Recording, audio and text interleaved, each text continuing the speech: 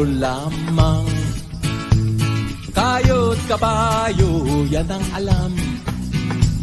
Karaniwang hanap buhay, karaniwan ang problema, pagkain, damit at tirahan. Di ko kabisado yang siyensya, ako'y nalilito sa maraming salita. Alam ko lang na itong planeta'y walang kapalit at dapat ingatan. Kapag nasira, sino ang kawawa? Karaniwang tao, saan ka tatakbo? Kapag nawasak iisang mundo, karaniwang tao, anong magagawa upang bantayan ang kalikasan?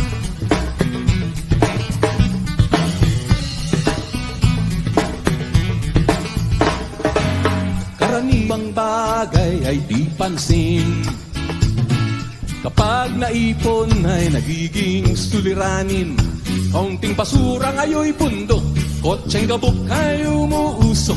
Sa buong panlabay pumapatay sa ilog. May lasong galing sa industriya, ibinubuga ng mga pabrika. Ngunit di lamang higante ang nagkakalat ng dumi, may kinalaman din ang tulad natin. Karaniwang tao, saan ka tatakbo? Kapag nawasak iisang mundo, karaniwang tao, anong magagawa upang bantayan ng kalikasan?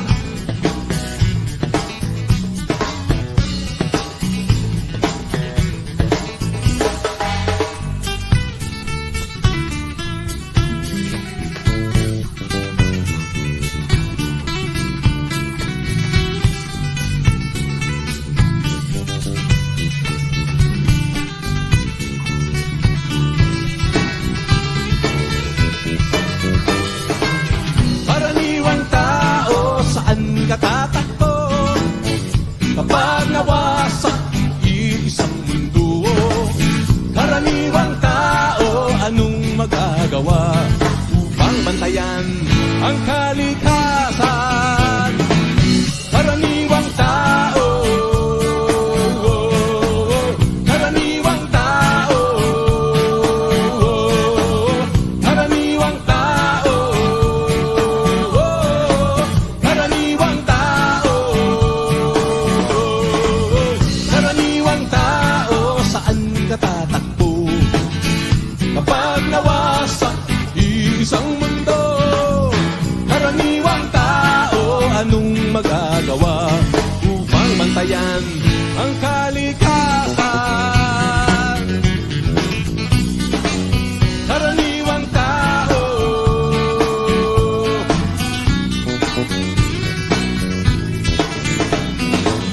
karaniwang tao,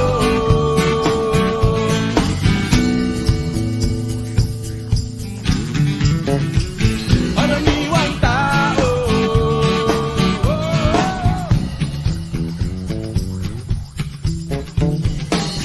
karaniwang tao,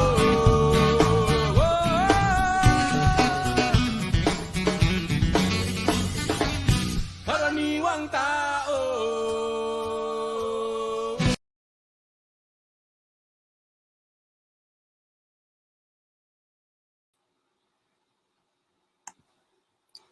Good morning and welcome to the second day of the 2020 Philippines Sociological Society National Conference, our first time to do this online.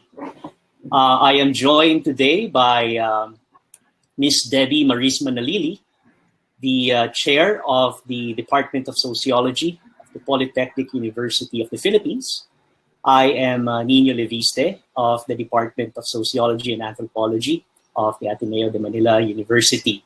We are pretty excited for today's plenary, which we will bring you in a bit. No? But before that, we would like to acknowledge that this conference is brought to you in partnership with the Ateneo de Manila University through the Department of Sociology and Anthropology and the Institute of Philippine Culture, as well as the Department of Sociology of the Polytechnic University of the Philippines. So before anything else, let me invite to give you the house rules my partner for this morning, Miss Debbie Maris Manalili. Good morning, Debbie, and happy to have you. Yes, good morning, everyone. So right now we have 322 participants for this plenary session.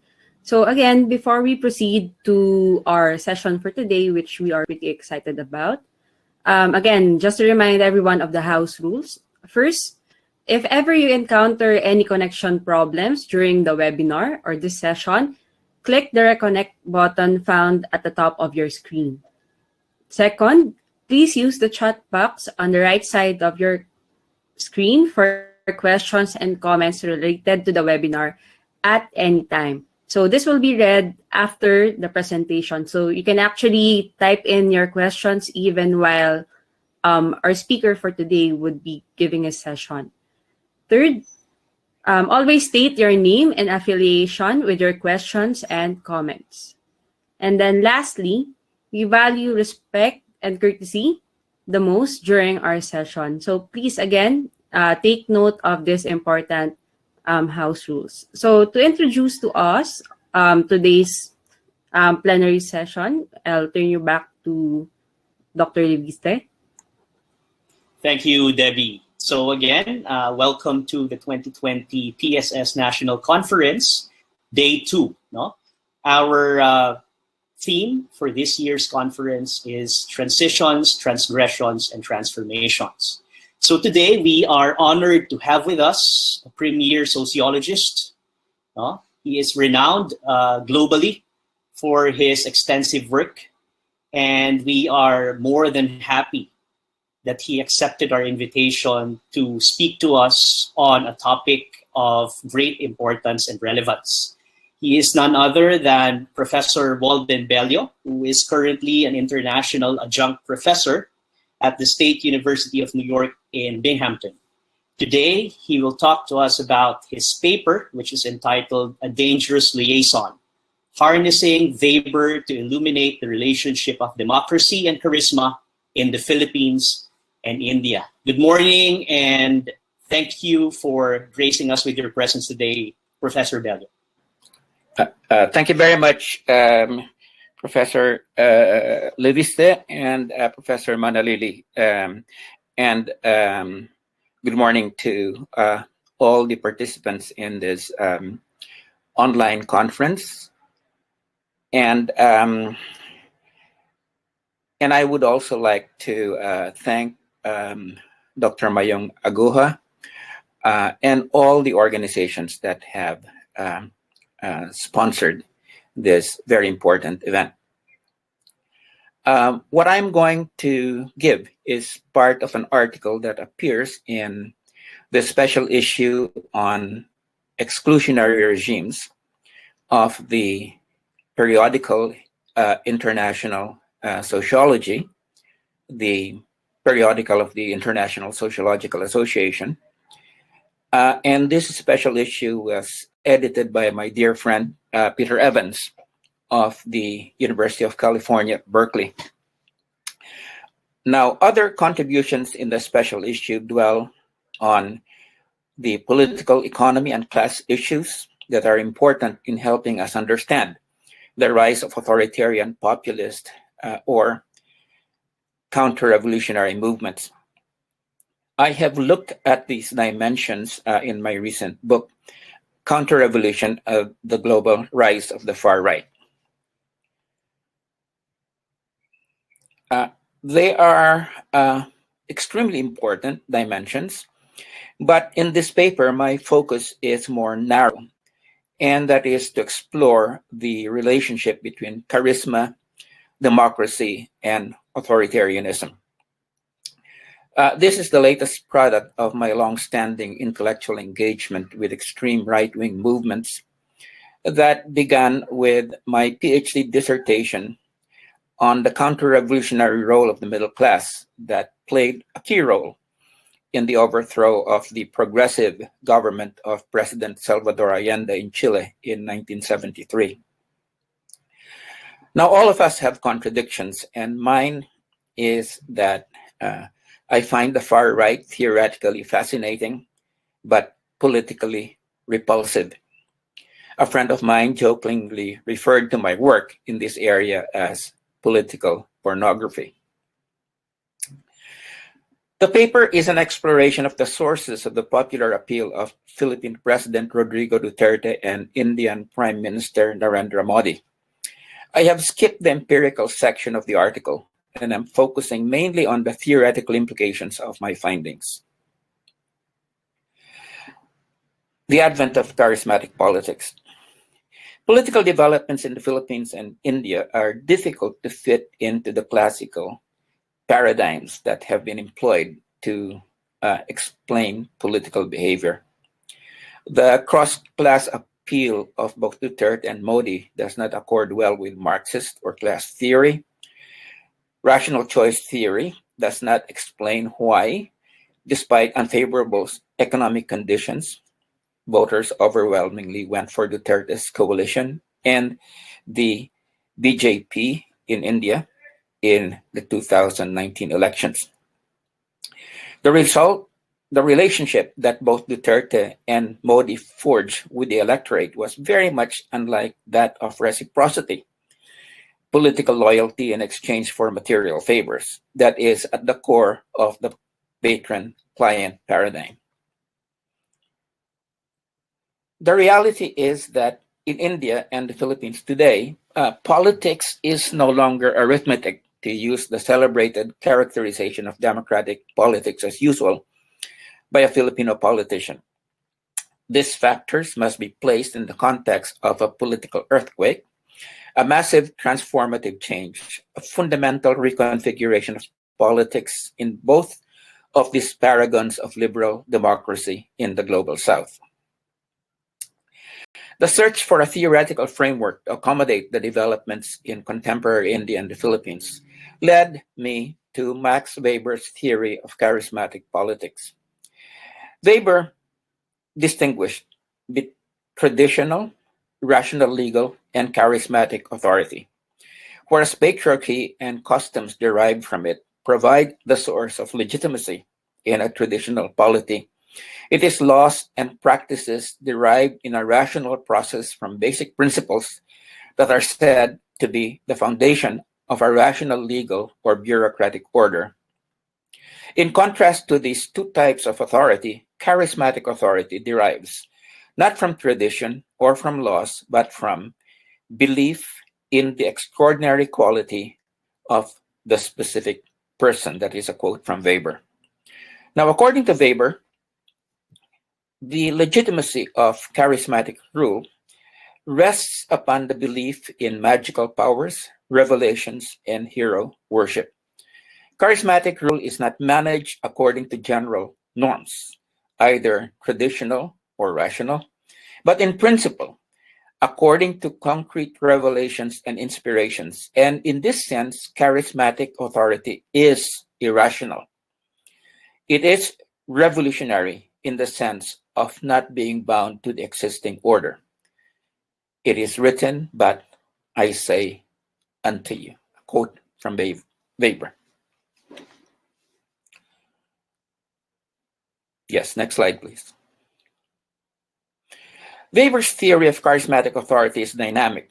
Charismatic authority eventually results in what he calls the routinization of charisma. That is, the leader or his successor no longer rules by virtue of purely personal qualities, but by virtue of acquired or inherited qualities, or because he has been legitimized by an act of charismatic election. Unquote. Either traditionalization or rationalization follows the fluidity of the charismatic era. Now, while all sorts of political figures are described as charismatic in popular writing, it is most often used synonymously for the adjective inspirational. Accounts of cults have sometimes deployed the concept of charisma as a synonym for what is claimed as the hypnotic spell that cult leaders exercise over their followers. In terms of a systematic application of Weber's theory to politics, there have been just a handful of studies. Perhaps the best known of this is Ian Kershaw's acclaimed work, The Nazi Dictatorship: Problems and Perspectives of Interpretation. In the same vein of explaining Hitler's relationship with the German people is Rainier Lepsius, Max Weber, and institutional theory. It is not surprising that it's mainly works of history or historical sociology that have systematically deployed Weber's paradigm of charismatic leadership, since it is not easy to operationalize the concept, especially when one uses it not just to refer to an individual trait, as in the case of Adorno's authoritarian personality, but to a relationship between a leader and his or her base. In the case of Hitler's charismatic relationship with the German people, historians have resorted to a variety of methods to surface or to probe what can only be described as a multidimensional, enigmatic relationship, ranging from period film documentaries to first-person accounts by the leader's associates to journalistic accounts that capture the zeitgeist, to official records reflecting the state of mind of security units on the ground. The aim of this piece is not to undertake such a comprehensive and in-depth study of a charismatic process that is still in the early phases of unfolding in India and the Philippines, and whose various facets are still revealing themselves in practice. Undoubtedly, such a study, which will have to devise different indicators to identify and measure the different dimensions of charisma, will have to be carried out with far more resources and time than the author can deploy at present.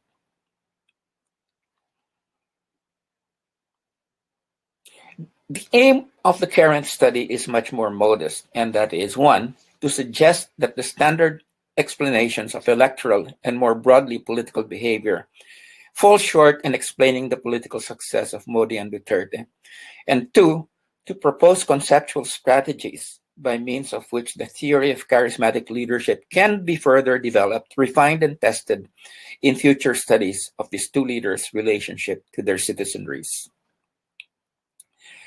Weber does not, for instance, provide a theory of how charismatic authority emerges and gains hegemony. But we can extend his theory to cover this, though one of them may be dominant, traditional, and rational legal authority, and structures in fact coexist in society. This is a potentially exploitive relationship, as Pankaj Mishra suggests in the case of India.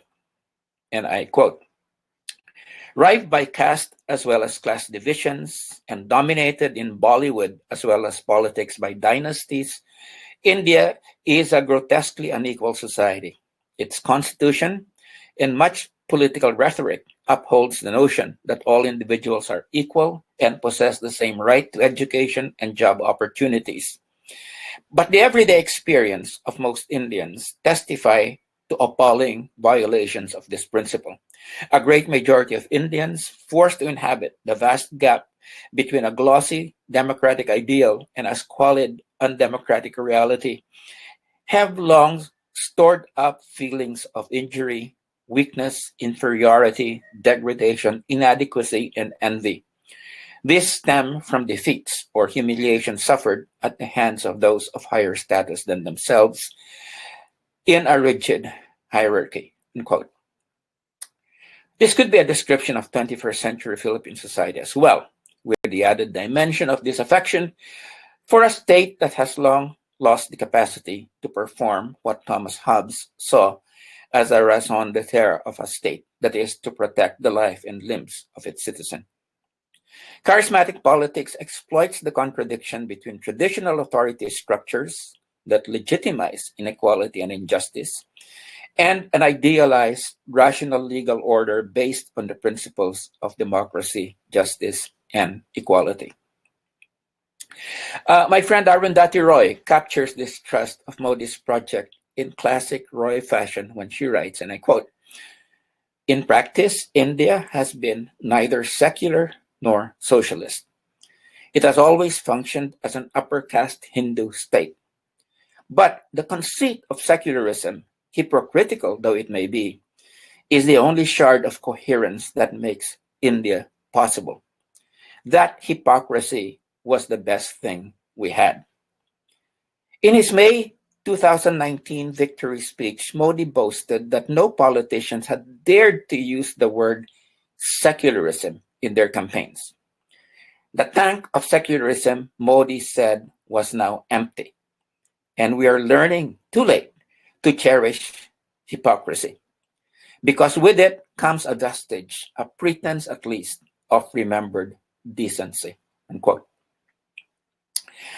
The yawning gap between the ideal enshrined in constitutions and the real experience in day-to-day life produces disillusionment. And as Padkar Mishra notes, the politics of ressentiment, which extends beyond a reaction to exploitation to a sense of disempowerment, injustice, humiliation, lack of recognition, and personal failure. Relative rather than absolute deprivation seems to be what is operative here.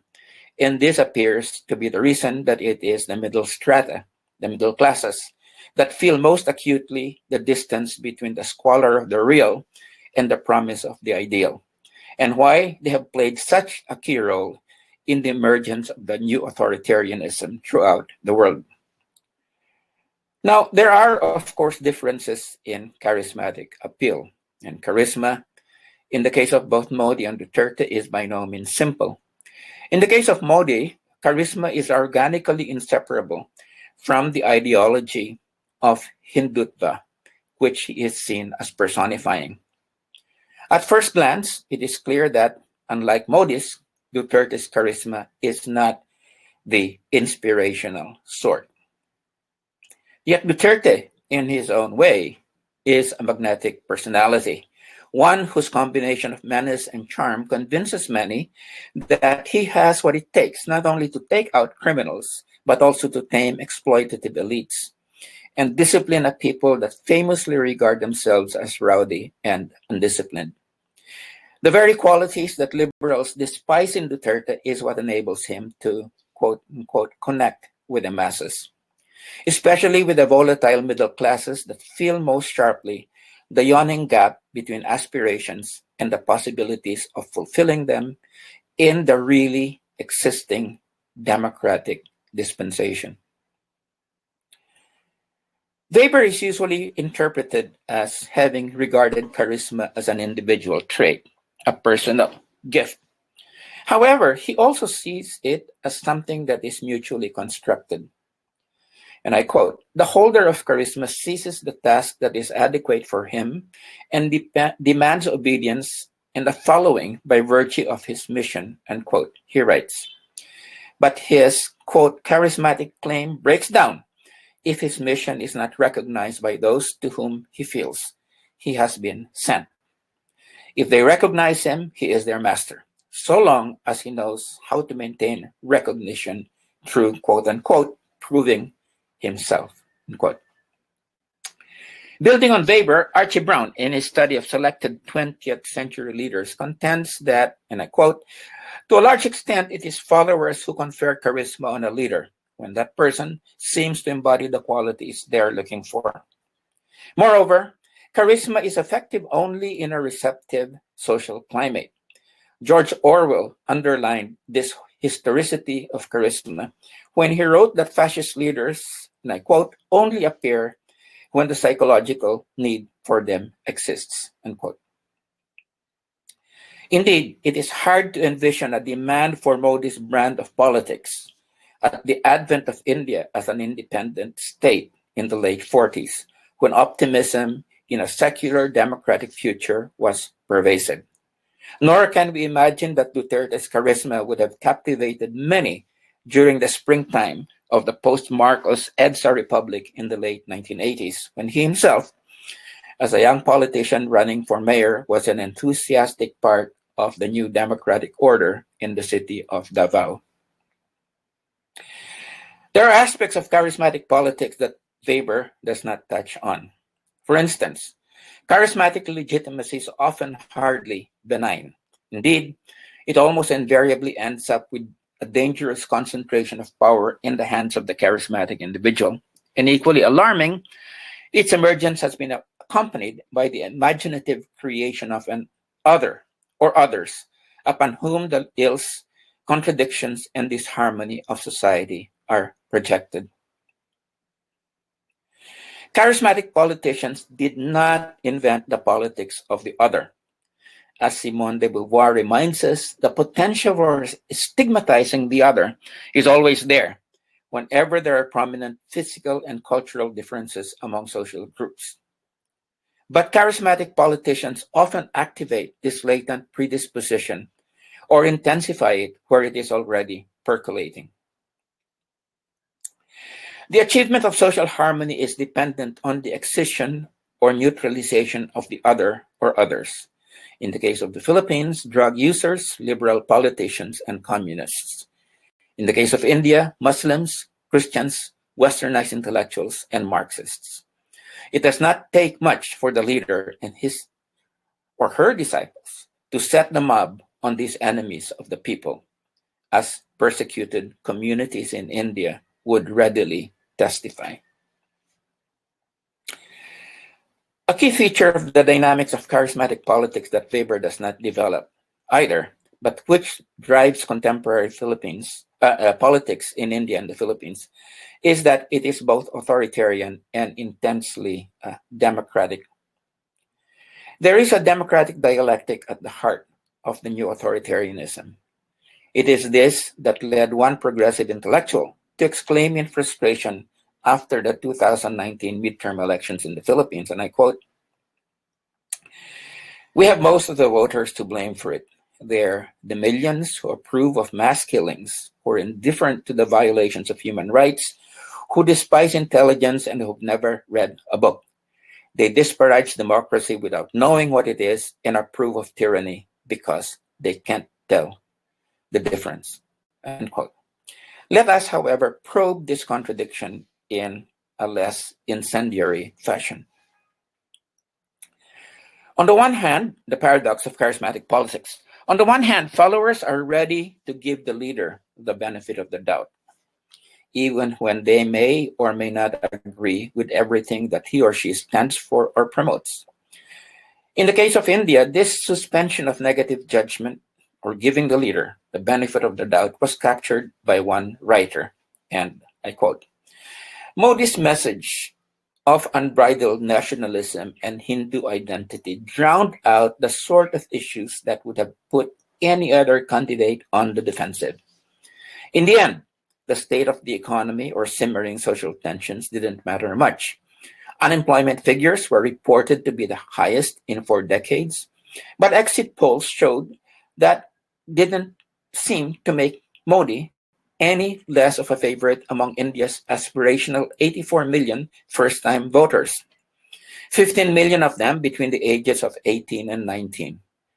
The anti-Muslim rabble-rousing of some top BJP leaders, the BJP is Modi's party, and the lynchings of Muslim cattle traders by violent Hindu mobs did not earn Modi the opprobrium of voters," end quote.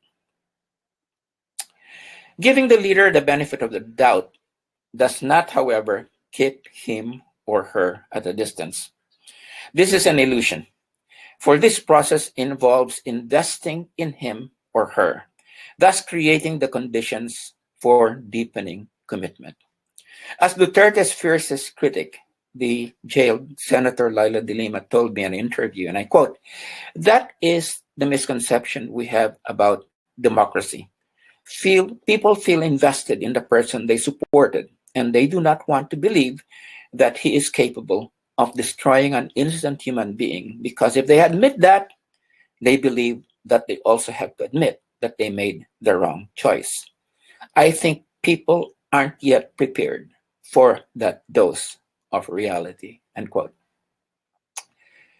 On the other hand, it is through the mediation of the electoral process, through direct contact with the masses, during the campaign, or their act of willingly voting for the leader or his or her anointed ones, that the leader renews his or her legitimacy.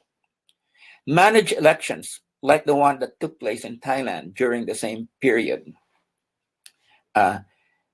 in 2019, which sought to institutionalize a military dictatorship, are fatal for charismatic authority. Indeed, the less controlled and more spontaneous the expression of approval, the greater the legitimacy that can be turned into even greater power. India and Philippines have gone through relatively free elections that, by bestowing greater legitimacy on them, are paradoxically leading to the concentration of even greater power in the hands of charismatic authoritarian personalities who are intent on doing away with the post-Second World War liberal democratic dispensation and leading their consenting citizens to a brave new world. This must, however, be qualified. In their rise to and early years in power, leaders of the far right may use relatively free and fair elections to gain legitimacy. But with their authoritarian instincts, it is unlikely that they will allow them for long. The fundamental point is that in both India and the Philippines, the voters have endowed their elected leaders with overwhelming power to decisively reconfigure their political systems in an anti-democratic direction, though the overt features of these regimes may still mask their authoritarian character. Finally, my conclusion. Authoritarian mass movements have been on the rise throughout the global north and the global south and have come to power in several key countries. Two of the countries where they have come to power are India and the Philippines, which have long been regarded as having durable liberal democratic practices. President Rodrigo Duterte of the Philippines and Prime Minister Narendra Modi of India have come to be regarded as the leading edge of the authoritarian wave in the global south. The 2019 elections in the Philippines and India were vigorous demonstrations of electoral democracy. Paradoxically, however, these democratic exercises served to affirm the legitimacy of personalities whose anti-democratic practices had been prominently on display in the previous period.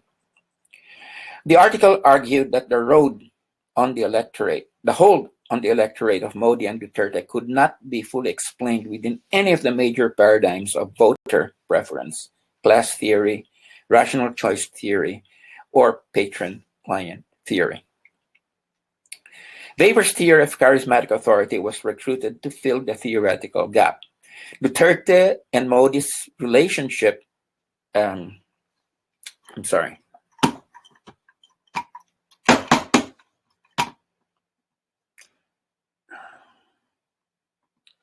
Duterte and Modi's relationship to the citizenry can be conceptualized as charismatic authority. Using this paradigm, Weber's theory was extended or developed further to explain the emergence of charismatic authority, the mutual construction of charisma by the leader and his or her followers, and the process of othering that often accompanies the emergence of a charismatic leader. The theory of charismatic authority better illuminates the paradox that we have termed the democratic dialectic at the heart of charismatic authoritarianism.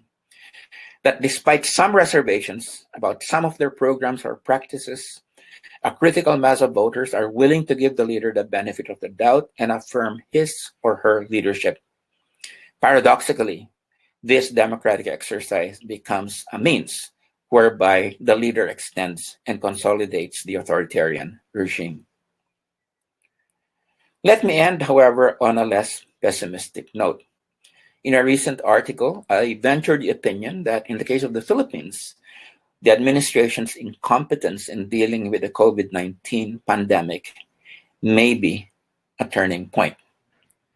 That the president has no plan to contain the virus except to wait for a vaccine has been hugely distressing to many, especially since this has contrasted with his moving quickly with his priorities, which have been passing the Anti-Terrorism Act, denying an extension of the ABS-CBN franchise, and convicting Maria Ressa and Reynaldo Santos Jr. of cybercrime.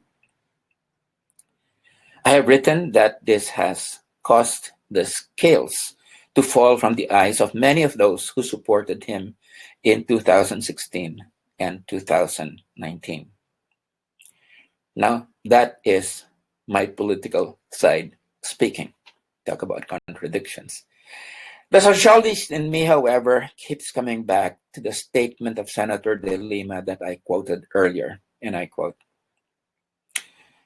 "People feel invested in the person they supported, and they do not want to believe that he's capable of destroying an innocent human being, because if they admit that, they believe that they also have to admit that they have made the wrong choice. I think people aren't yet prepared for that dose of reality." End quote. Thank you very much again for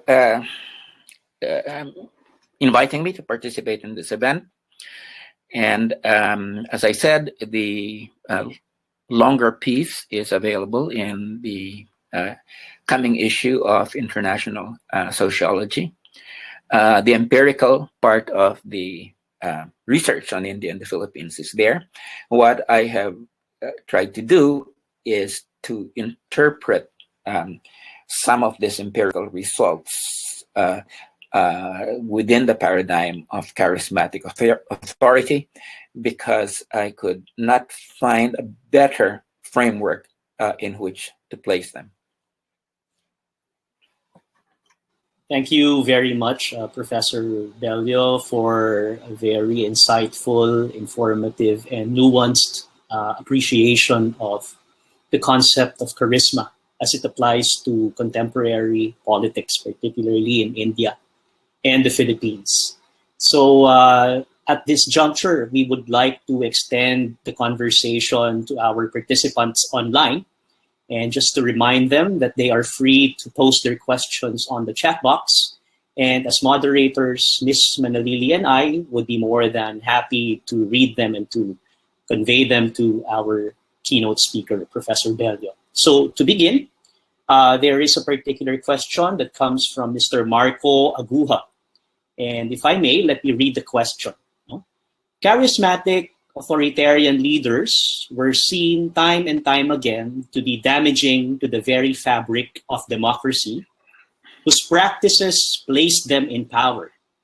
With the trend of uninformed population electing these types of leaders, how should we view democratic elections?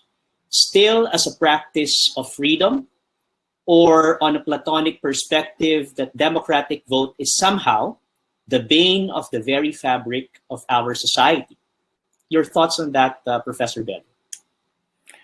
Well, I would first of all say, in response to Dr. Aguja's question, that I would disagree that the electorate is uninformed.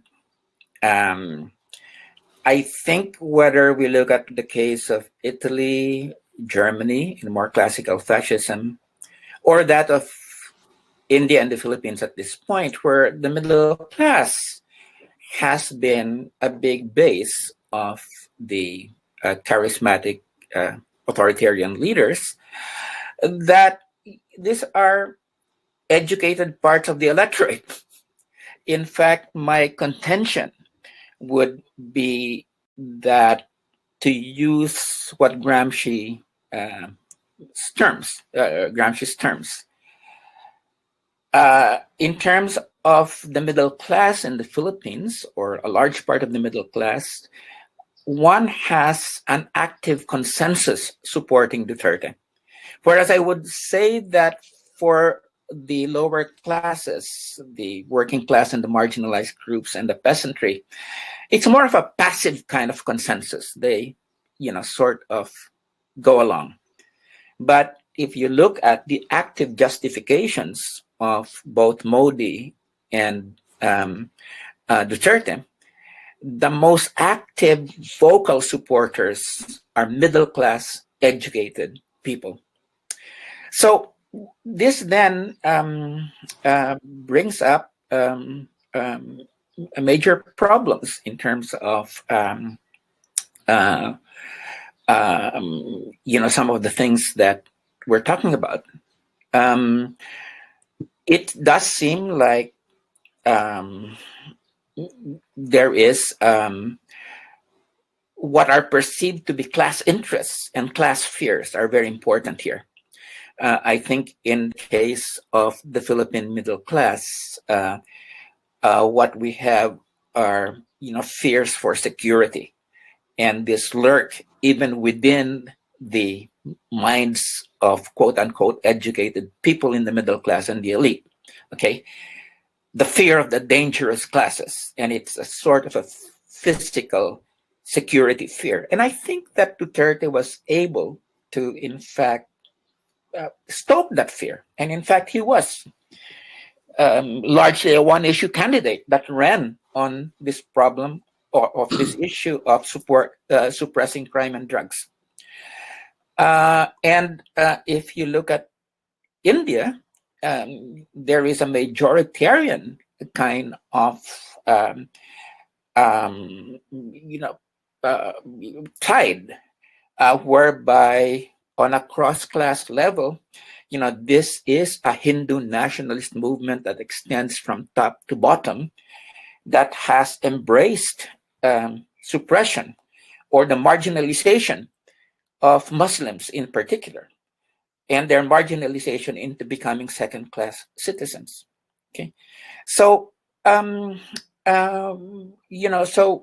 as I said, this is a problematic relationship when you have democracy that is tied, to this kind of non-progressive values.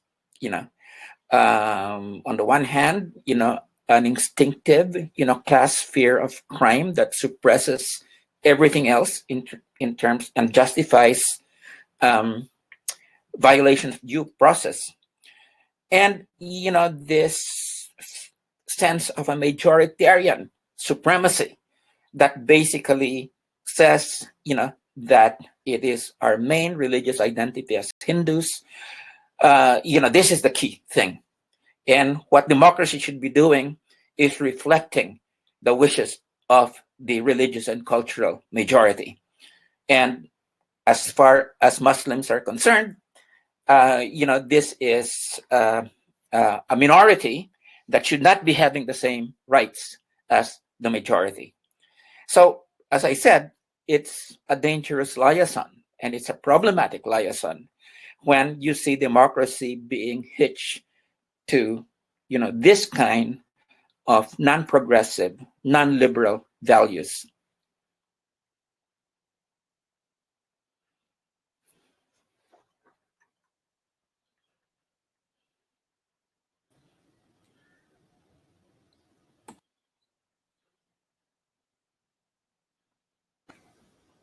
Okay. Dr. Livise, I think you're on mute. Okay. Thank you, Professor Bello. Our next question will be read by Ms. Manalili. Debbie? Okay, so the next question comes from Andoy Evangelista of the Department of Sociology of UP Diliman. So he writes, Weber understood the relationship between charisma and other forms of rationality as routinization. This implies that charisma is still discretely different from other forms of rule. However, this is the first question, do you think that the case of the Philippines and India models in the seeming distinction? And then the second part of that is, I ask this in light of how, for example, the Duterte administration deploy traditional masculinity to resonate with the public, and utilize the technicalities of rational laws to silence critics. Do you think this cases models the distinctions between Weber's ideal types of authority or domination? Well, if I could gather the thrust of the question, it's that that I think what the speaker is saying is that we must make sure that we don't confuse ideal types, and that kind of theoretical confusion would be muddling these distinctions. But what I would just like to say is, that we have to look at the concrete and what is dominant in the concrete. Like, for instance, the use of the law, or the use of legal mechanisms, like, for instance, the Anti-Terrorism Act, or the kind of laws, that Hitler used in Germany to be able to introduce enabling legislation to institutionalize the Nazis in power. Well, charismatic authority can use both, traditionalistic appeals as well as rational legal kind of mechanisms. But I think what is dominant is, what is, the dominant characteristic of the authority that is being deployed. And that is the charismatic authority. So I do not deny that charismatic authority may, in fact, utilize rational, legal, and traditional mechanisms to be able to consolidate its rule. But I still would contend that its dominant characteristic is, the charismatic kind of process. Thank you, Professor Bello. For our next question, it comes from Mr. Cleve Argelius. And the question goes, Weber sees charismatic authority as a very fragile form of leadership. If it cannot be routinized, and that's challenging, according to Weber, we're likely to see charismatic leaders losing support. But in the case of Duterte and Modi, we're seeing the opposite. We are seeing quite a durable charismatic mobilization. Your thoughts on this, please, Professor Bello. Well, yes, Weber did say that there is a routinization of charisma. However, I do think that Weber didn't kind of give, an already, thorough explication of charismatic authority. So there was a certain kind of vagueness, especially with respect to institutionalization. He does say that institutionalization results in routinization, but the time element, what is involved in institutionalization, the mechanisms of institutionalization, that's quite vague, and he leaves it up for us to fill up theoretically, and that's what is one of the things that's great about Weber, is that he points to certain directions and then triggers us to innovate in terms of filling the gaps. With respect to Duterte and Modi and other charismatic leaders, I think that it can take some time, for this charisma to settle down to routinization. I think when you look at Hitler, for instance, who is the charismatic leader par excellence, that charisma was never really routinized. It was always that personal contact, as opposed to institutionalized contact with the German masses was there till the end.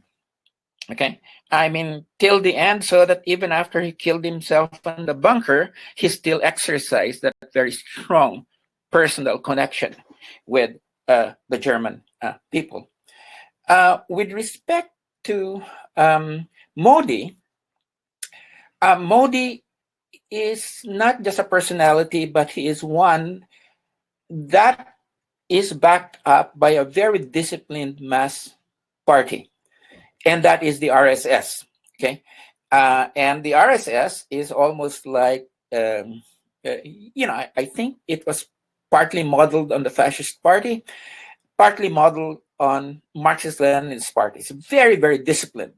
And that is the core of the Hindutva ideology and revolution that is taking place in India at this point in time. That is one mechanism that Duterte does not have. I mean, so basically, Modi has a fallback in terms of having a mass party. Duterte does not have that possibility of that mechanism institutionalizing his charisma. There was an effort to do that in the beginning. One of the aides that he had from Davao, for instance, did try to suggest creating a mass party for his rule, but in order not to have problems with the elites that he was creating alliances with, apparently that was vetoed. So my sense, therefore, is that one of the mechanisms by which charisma can be institutionalized, which is a mass party, is something that is not present in the regime. So it is at present in the Philippines. So that if, for instance, President Duterte goes, and there are various ways that he can go, including going off naturally, owing to a natural departure. Can he pass on that charisma and the power that comes with it to his family? That's a big question. I mean, I think that Modi has the RSS. Duterte does not have that. Okay, Duterte has been strongly reliant mainly on the police and the military, and these are not his personal instruments. A personal instrument that is like a mass party is not something he has. So it's a big question on whether or not he can pass on his charisma and the power that comes with it. Okay. Thank you, Professor Bello. The next question comes from Joshua of Silliman University. He asks, based on your analysis on the Philippines and India, would you agree that the failure of liberal democracy is partly responsible to the rise of these charismatic authoritarian leaders? Yes. And in fact, as I said in the beginning, in the book that I wrote that came out in 2019, Counterrevolution, the Global Rise of the Far Right, the emphasis there was on the failure of liberal democracy in the Philippines and in India. And interestingly enough, in the global north at this point in time. So the failure of liberal democracy to deliver on its promises, particularly the promise of equality. So if we look back to 1986, okay, we In 1987, we have the EDSA Republic's constitution, which was one of the most advanced in the world. Okay, and what that also did was that it set a yardstick. What the Constitution did was set a yardstick by which the different succeeding administrations would be measured in terms of being able to deliver. And this is the problem, because the yardstick between the ideal and the actual achievements, from Cory Aquino to Ramos to Estrada to GMA to Pinoy, okay, the achievements were so limited. Okay, and I think that there were several causes for this. The income and wealth distribution that favored the elite there was no concessions on that. It remained very, very tough, and the lack of real reform, especially land reform, that was, again, there was there were idealistic attempts to do that, but basically they got shattered on the ground.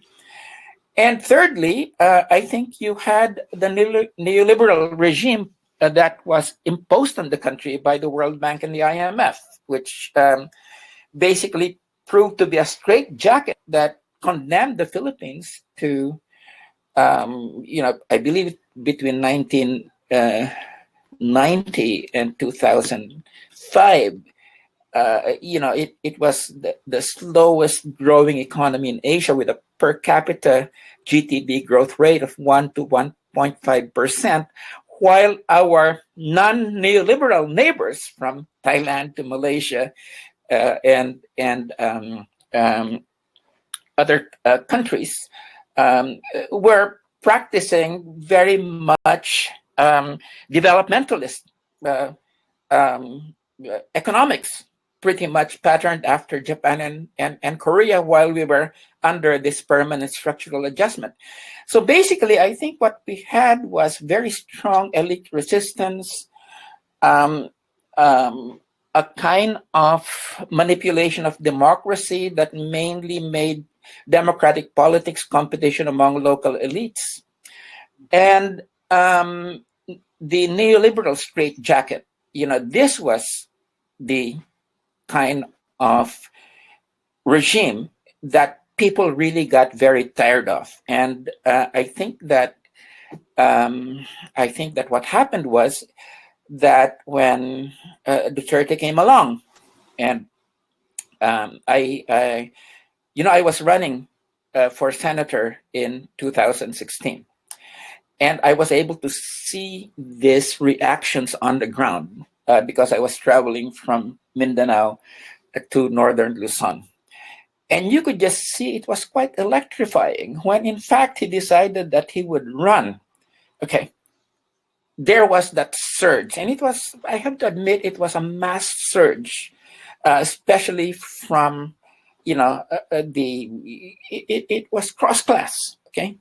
And, you had a situation whereby, as you know, in the very beginning, the Duterte campaign had no leaflets or no posters, but tricycle drivers, whether it was in Bacolod or in Cebu, were making their own posters, for Duterte.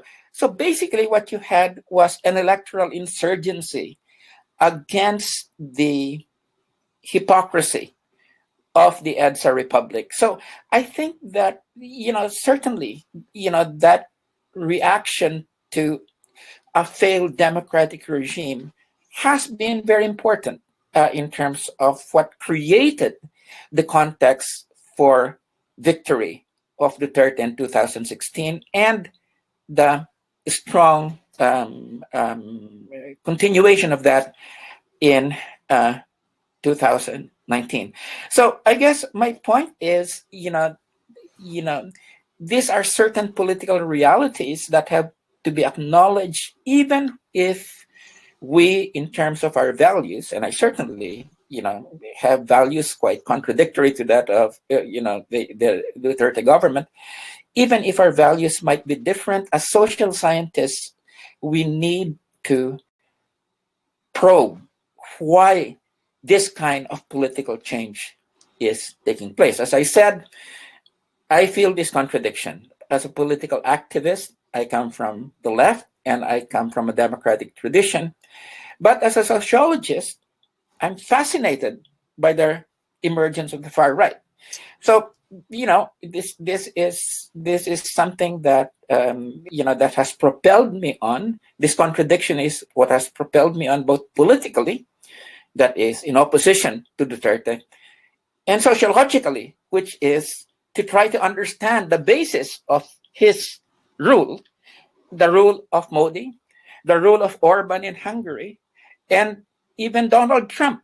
Okay, because a number of them have very interesting similarities in terms of their relationship to people. Now, of course, people say, come on, Trump is, he has very low popularity ratings in the US at this point in time.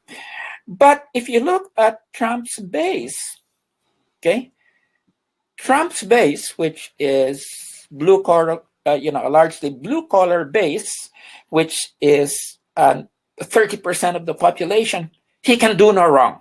Even without his use of masks, even after he's gotten into this COVID-19, he can do no wrong. And this base is out there, demonstrating. I think a few hours ago, they were right outside the hospital, and Trump was going around in this black SUV. And most of the people demonstrating wore no masks. So this goes to show you how a kind of charismatic leadership can be so strong that it basically overwhelms people's good scientific sense.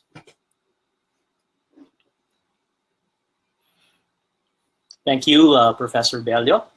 We have a question here from Professor Mary Racelis of the Institute of Philippine Culture. And the question goes, how would you assess the prospects for challenging Duterte's charismatic authoritarianism coming from rural and urban poor groups organized by activist NGOs and left political movements? First of all, thank you very much, Professor Racelis. And Mary was one of my mentors, so I would just like to extend my appreciation for the role she played in my formation as a sociologist. But in response to her question, I would say that progressive organizations, both non-governmental organizations, I think that it is very important that they look at the ways that they've been organizing, and they, the kind of visions, the kind of appeals that they have. I think very clearly, that it has to be a very central part of any opposition movement, that we focus and we're very serious about delivering real equality. I know that there's so much rhetoric about equality and empowerment, but people see through that. Okay, we have to have movements that live what they are fighting for, and it's reflected in the ways that they organize. If they're democratic and participatory, they have to live according to those rules that they push. If they're promoting or centering their appeals on equality, they must live, their principles in practice, because people are no longer going to be taken in by electoral populist appeals, to equality and to empowerment and to democracy. People, this is, so that's the kind of articulation and re-articulation and re-examination of the ideologies of the programs and the organization of progressive people's organizations and NGOs. I think that one of the problems of the left all over the world has always been, and its advantages too, its strength and its weakness has been its rationality, okay? The kind of centrality of reason that both goes from the, fundamental philosophical assumptions to the programs, to the organization. And that has been the strength of movements on the left. At the same time, I think one of their weaknesses has been that they've been one-dimensional in the sense that they've neglected this whole area of what we might call the emotions. Okay, the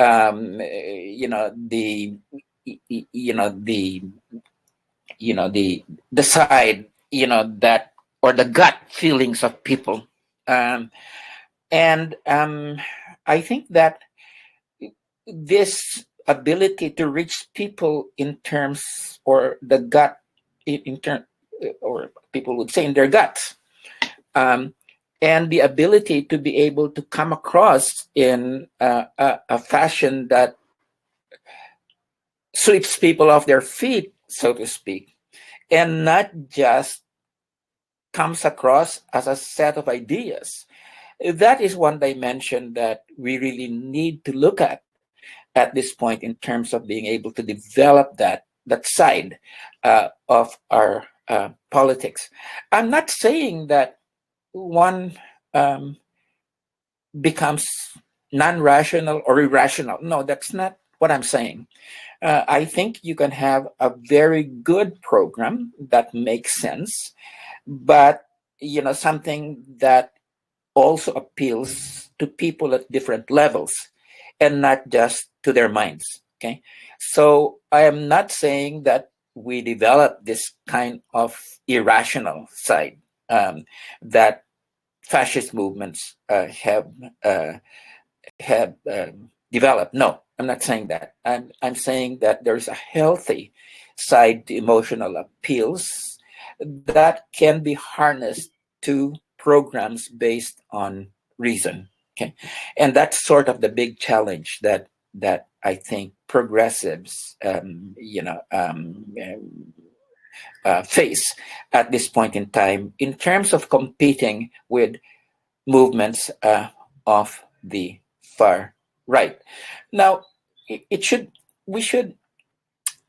let's not minimize the difficulties of this process, because one of the things that the far right has been able to do, and if you look at Europe, for instance,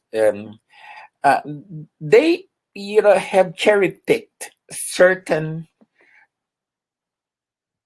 platforms or certain ideas pushed by the left, by the progressive movement. But the way they put together, these programs is something within our right wing just stop. For instance, they would say, yes, let's support the welfare state. Yes, the welfare state, but only for people of the right color, the right culture, the right religion, the right ethnicity. Okay, so equality, but equality only for a certain part of the population. So that's the way that they've cherry-picked and sort of brought together some otherwise progressive ideas, but focus their being achieved only, for certain groups. I'm very conscious of this because I and the Focus on the Global South, the Bangkok-based institute that I work with, we were the ones who promoted the answer to globalization was deglobalization. And in fact, I wrote a book on that back in 2001. And the paradigm of deglobalization, incidentally, we revisited that in a publication that came out in 2018, was a progressive one, okay?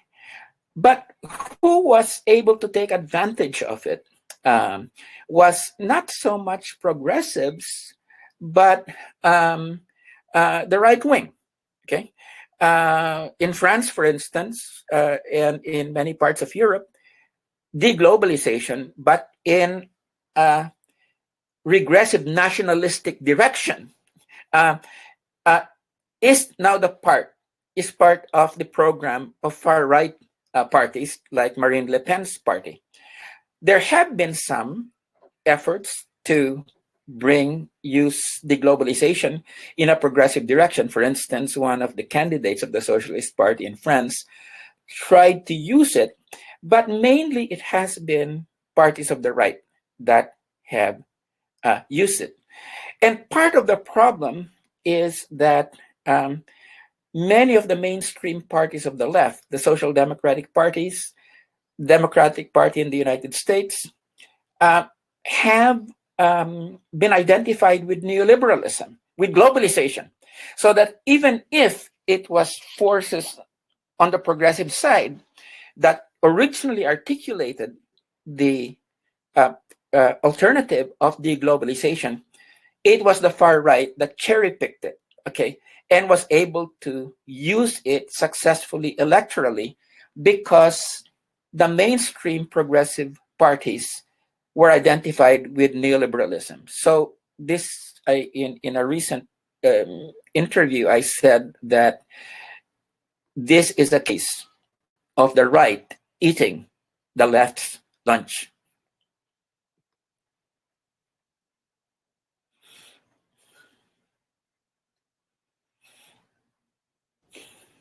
Okay. Thank you. Dr. Leviste, you're on mute. Thank you, Professor Bello. We are down to our last three questions.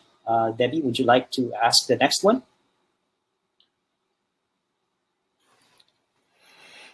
This one comes from Isabella Rodriguez from the Mariano Marcos State University in Ilocos. So she asks, if one looks back at the past, world history, few examples where country leaders disregarded human rights. However, they still had popular support. So her question is, how come that the individual acting in this controversial manner manages to enjoy the support of the majority of the population? Well, let me answer that in two ways. One is, that the people that support this individual may in fact agree with his values, which is that due process is not important.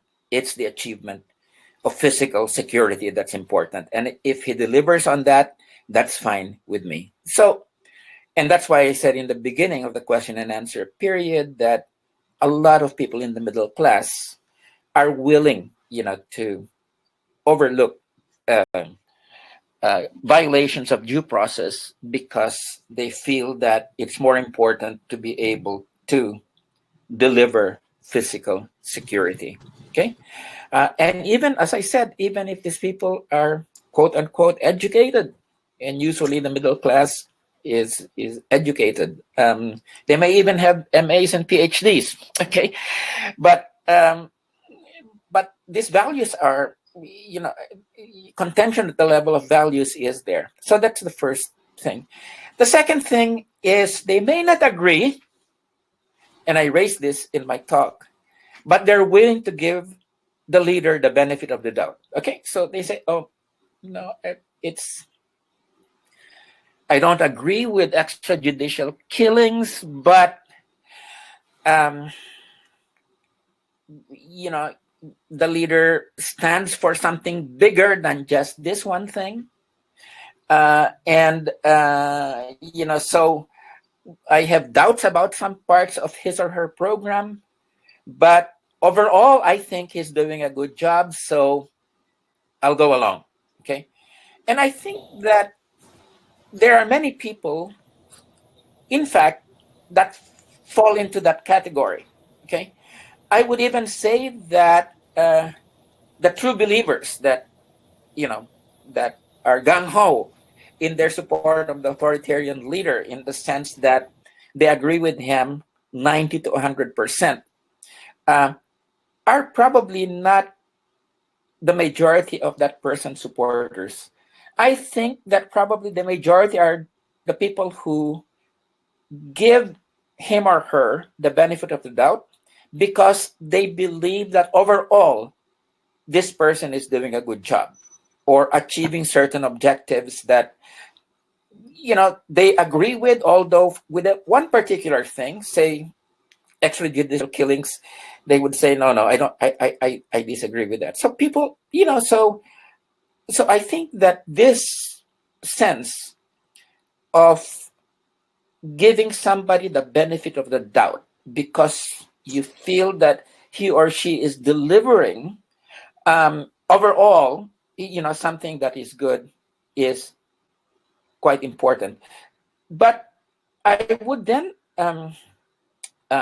go back to Senator De Lima's statement, that once you've invested in a person, and one mechanism of electoral investment is the vote. Once you've invested in a person, then you create that investment is something that then affects your behavior. You move to more actively support that person. So you may have begun by giving that person the benefit of the doubt, but once you made your investment, the act of investing in a person also gives you an investment in his or her success. So I would see that as something that's very dynamic. As I said earlier, an investment in a person and an authoritarian leader should not be seen as just some sort of something that you can maintain social distance from, but it is something that creates an investment in the success of that leader. Thank you, Professor Bello. There is a question here from Anjon Frederick Mamunta of St. Paul Seminary, and he would like to know in what ways are the populisms of Joseph Estrada and Rodrigo Duterte similar, and in what ways are they distinct?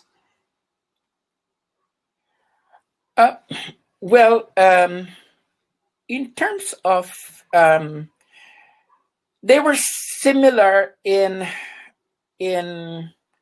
some ways and distinct in some ways. For instance, I would say that Duterte's approach, has been more cross-class. That it has mobilized not only the lower classes, but the middle class itself. Whereas in the case of Estrada, if you remember, it was a kind of a class conflict that was taking place there, because it was mainly the middle class that was supporting Estrada, and it was the marginalized peoples, the lower classes, that were supporting Estrada, and the middle classes that were opposing him. So there's that difference. So I think we can't quite equate the two at this point. The second thing is that the appeal of Estrada was a real classical populist appeal, which is why I hesitate to use the term populism, because Estrada was basically saying, that I will give you this, I will give you that. So it's a sense of I will deliver the goods for you, okay, in terms of material goods. And that kind of populism is something that not only Estrada had or has, but other politicians have had that kind of populist appeal, whereby I will deliver, I will bring goods, and I will make this, I will benefit everybody. If you recall, Duterte has not made that kind of promise.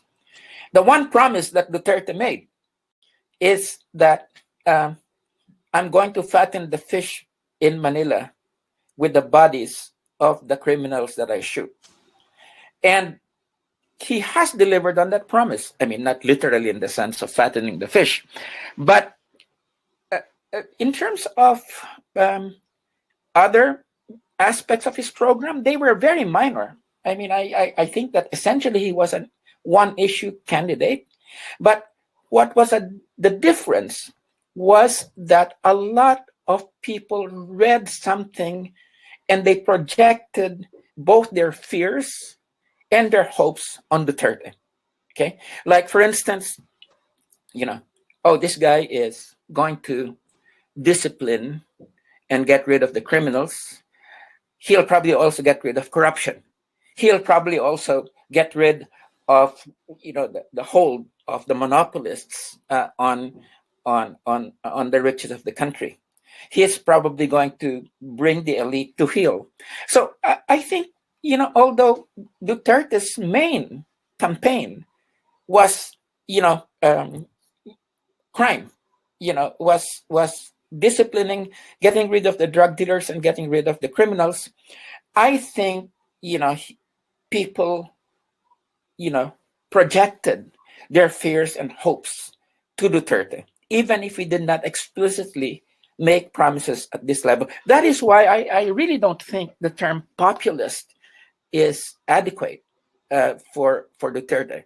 That's why I have explored this idea of charisma, okay, and the idea of counter-revolution, okay, because to say that he's a populist, I think, doesn't do justice to the sociological phenomenon, that he is. Okay, and so I would therefore say that there were those differences between Estrada's approach and Duterte's approach.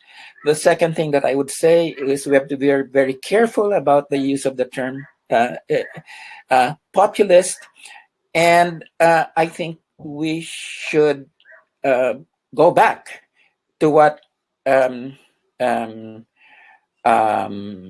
both Brown and George Orwell said, that charisma is a social construct. It's not just one individual, it's the relationship. And this relationship is only activated in certain specific periods. Okay, so this is why charisma cannot just be seen in the classic Weberian sense of being a kind of an individual condition. Charisma only becomes charisma in a social relationship, and that's why that's I think what a sociologist we can bring to the study of charisma. Thank you, Professor Bello. We are down to our last question. Debbie? I think, Sir Nino, that is our last question. Oh, it is? We Okay. actually have a few more, but we are supposed to end by 10:30. Okay, all right. So on that note, we would like to thank once again Professor Bello for generously sharing his time with us this morning. At this juncture, we would like to call on the President of the Philippines Sociological Society, Dr. Mario Aguja, to award the Certificate of Appreciation to Dr. Bello. Professor Aguja? Thank you. Thank you very much, Nino. To Dr. Walden Bello, our thanks of gratitude sa ngalan po ng leader pamunuan at kasapian ng Philippines Sociological Society. We would like to thank you for sharing to us your time and disturbing the minds of many sociologists of the challenges of our time. We would like to extend our certificate of appreciation to Dr. Bello for his contribution as a plenary speaker during our conference held on the 5th of October 2020. And with it goes our thanks and gratitude to Dr. Bello. Hope you will be able to join us in some of our future sessions in the Philippines Sociological Society. Maraming salamat po sa pagpapaunlak sa aming paanyaya. Magandang umaga po sa inyo lahat.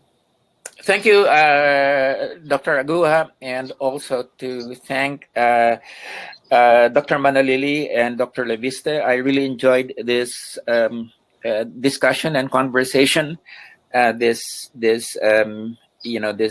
morning, and I do look forward to future very positive relationship with the PSS. Thank you.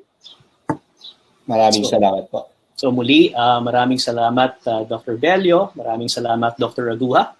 At this point, I think Debbie has a few instructions for our conference participants regarding the forthcoming sessions this afternoon.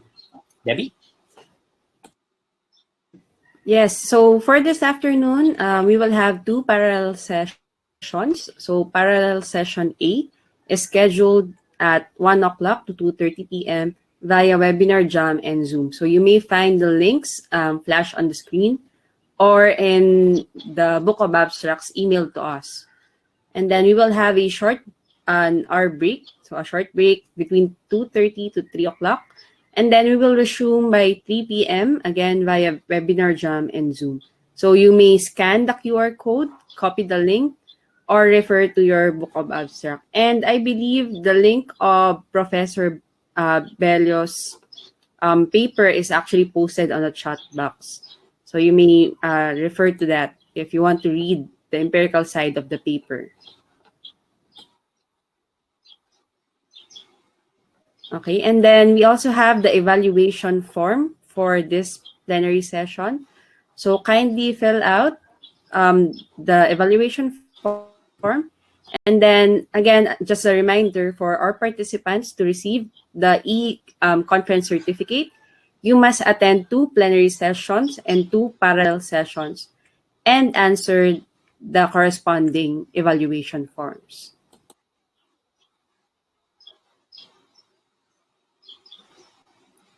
Okay, so thank you very much, Debbie. On behalf of the Philippines Sociological Society, we would like to thank you again for joining us this morning to listen to Professor Walden Bello's plenary presentation.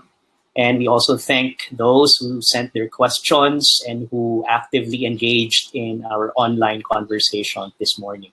So looking forward to more stimulating and dynamic online engagements this afternoon and in the days to come. So on behalf of PSS, of the hosting institutions at Ateneo de Manila and PUP, this has been Nino Leviste,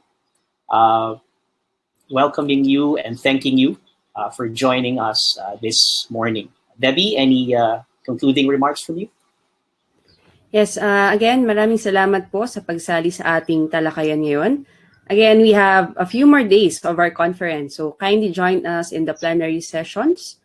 I guess the more exciting for our students, we have the undergraduate session and then the featured session with the department chairs. So apart from our parallel sessions, that will be happening until Friday. So again, maraming salamat po, and we hope that you have a good conference experience. Maraming salamat.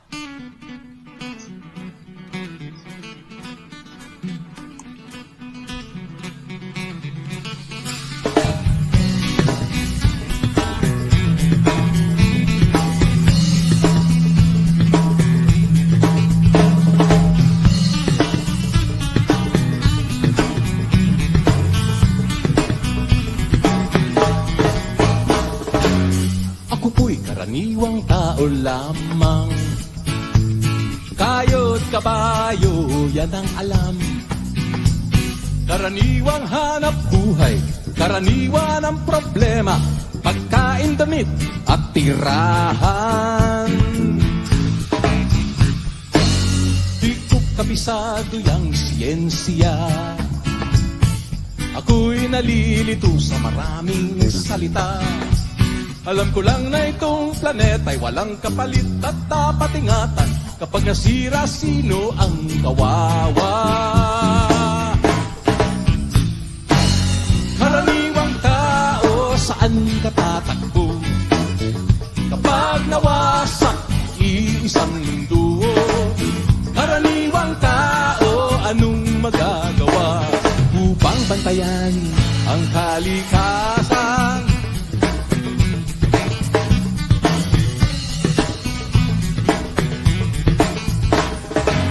Karaniwang bagay ay di pansin.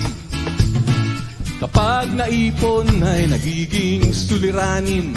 Kaunting basura ngayon'y bundok, kotseng gabok ay umuusok. Sa buong panlabay pumapatay sa ilog. May lasong galing sa industriya, ibinubuga ng mga pabrika. Ngunit di lamang higante ang nagkakalat dumi, may kinalaman din ang tulad natin. Karaniwang tao, saan ka tatakbo? Kapag nawasak, iisang mundo. Karaniwang tao, anong magagawa upang bantayan ng kalikasan?